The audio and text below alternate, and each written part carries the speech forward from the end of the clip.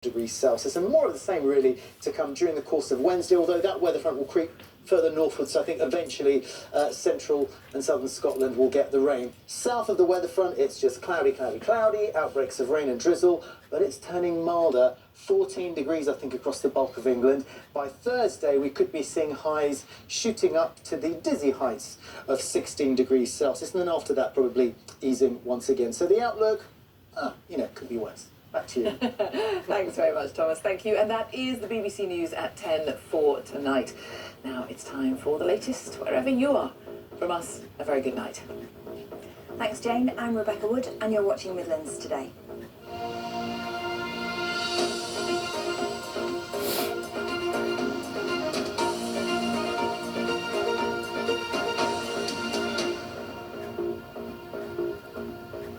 Good evening. New research shows a huge majority of young farmers think mental health is one of the biggest hidden problems they face. A new campaign called Mind Your Head is being launched this week to try and tackle depression and loneliness among farmers. As I found out, one idea is the big farming tea break, a way to get people talking. A cup of tea and a chat, a simple activity, one which Linda and Andy Eden hope could save someone's life. Their son Len took his life on New Year's Day in 2022. A popular student at Harper Adams University, he was the life and soul of the party, with plenty of friends. No one expected it. He used to say he couldn't understand how anyone could get to that point where they couldn't see another way. You're never going to be, 100% all the time. You may feel down one day and think, why am I down? What's different from yesterday, or what makes me feel better, and just accept the fact that that's something that's always going to be changing. I'd only got the one son, and I'd worked hard all my life to leave a legacy for him, and what I actually think now, we've got the potential to leave a bigger legacy in his name. Andy and Linda are hoping that message gets through, because a recent survey found that 94% of under 40s in the industry said poor mental health was their biggest day-to-day concern. It's a very lonely industry in the grand scheme of things. You're working by yourself for a lot of things. It's a very stressful environment and no one talks to each other. So it's helpful if you talk, because if you don't, you get yourself down. Charles Goby farms near Nuneaton. He's seen far too many of his peers affected by poor mental health and is keen to help the next generation. Why not think about people you haven't spoken to for a while, or people that have maybe just been a little bit quiet, and just pick up the phone, give them a ring and have a chat to them and start the conversation yourself.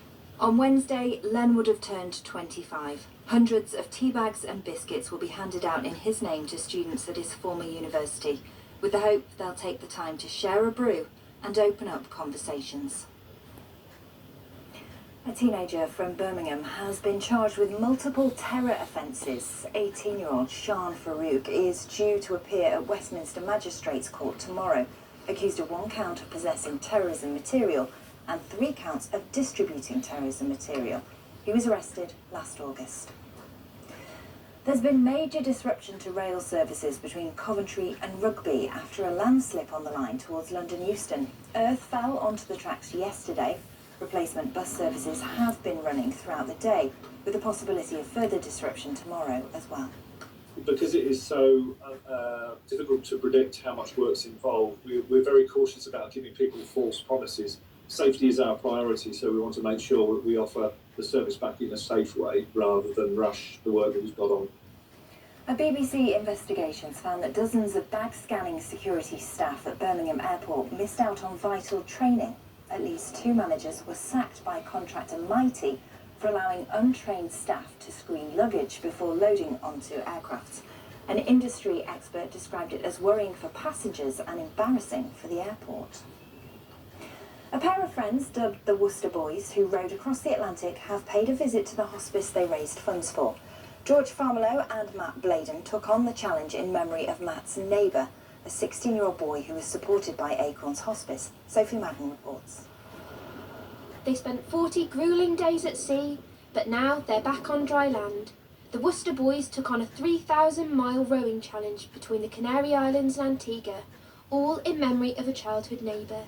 Now they've been to Acorns Children's Hospice to find out how the money raised will be used. It's a bit odd to be back, to be honest, and I'm now taking it a little bit easier and readjusting to life back on land. To see our friends and family has just been so great. I think the people that we're thinking about the most out there were the people closest to us, so to be back here and see them and catch up, it's been really great. The pair were raising money in memory of 16-year-old Jack Dyer, who had cerebral palsy and died in 2020. A memorial stone for him stands at the hospice. When he passed away in late 2020, it coincided with us thinking about the challenge, and actually the more I think about it, the more I feel that it's just fate, because those two came together. It was an amazing cause. Hopefully we've done something amazing for Jack's legacy.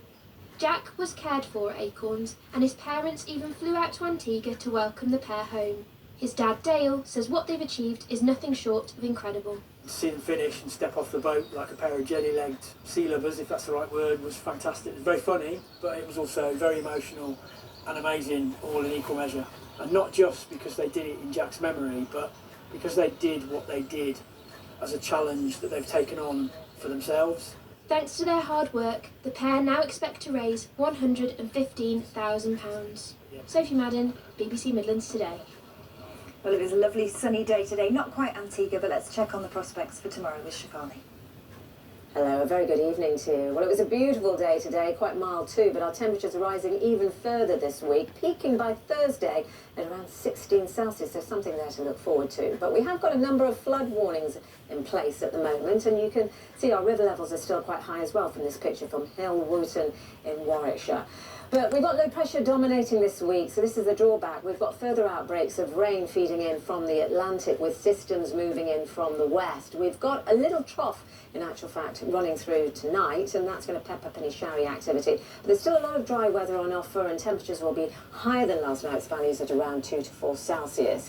Tomorrow, off to a fairly grey start, but dry. But through the day, we've got outbreaks of rain spilling up from the southwest from another system, and still quite mild.